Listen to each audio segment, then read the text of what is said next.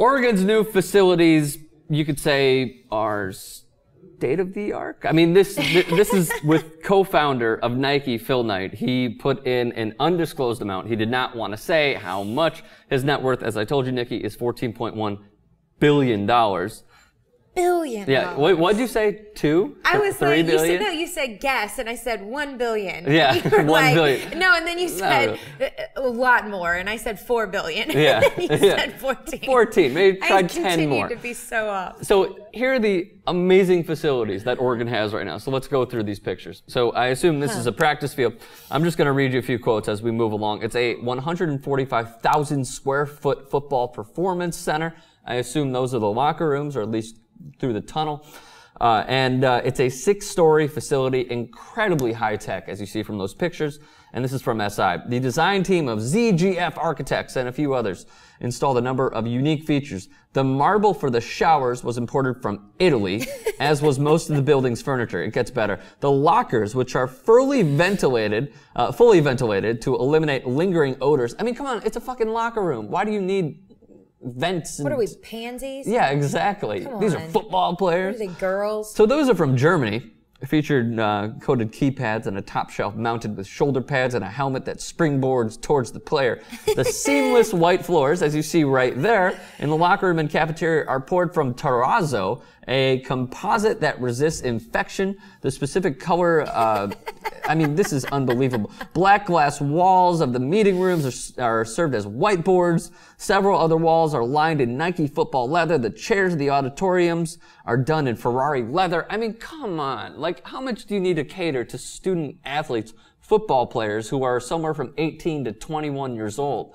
I mean, this is like they're living in a mansion in the Hollywood Hills. It's so true. It's like, well, you're essentially, and they talked about the fact that they're doing this to be able to recruit even better. They recruit me. You know what I mean? But like, essentially, isn't this just another way to buy your players? Isn't, you're buying players. Buy your players, except the NCAA doesn't allow it, technically. Technically, they don't allow John it. John Calipari doesn't follow suit, though. Yeah, but this is another way of just buying your players, coming in and saying, this is what we have. And I don't know. I just find the whole thing a little off-putting.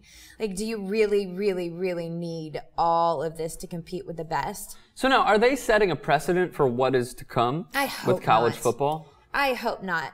I mean, here's the two sides of it. I don't agree with it. I think, granted. There's the Ferrari leather. That's my favorite, the Ferrari leather. Looks like a duck's mouth. It's like, do you really need the Ferrari leather? Yeah, no. Do you here's really the answer. need No, you don't. the Italian marble? Yeah. I mean, there's a way to do this and not go overboard. I cut you off before. You were going to say about college football, if this is setting a precedent. I hope this is not setting a precedent, because I feel like just in general, as the youth in our country, now there's a lot of people, I was just at the Do Something Awards, and there's a lot of youth that are out there doing amazing things. However, with that said, a lot of them are, what are you going to give me?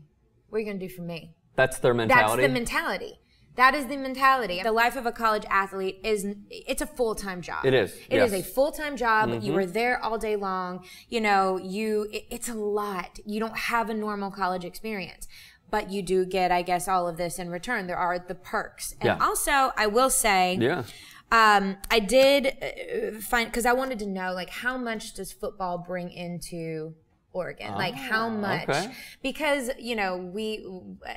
when my brother was playing baseball for Georgia, it was this whole thing, like, how much, what are they doing for our stadium versus the football? Or what facilities did the gymnasts get versus what we get? Well, the gymnasts. Well, football is a cash cow. We know that. Cash cow, for sure. And the gymnastics female team won almost every year. So you're going to give the money to the people who make the money. Sure. So for Oregon on a list of top 25 schools that make the most money in college football, Oregon was 16 with $51.7 million.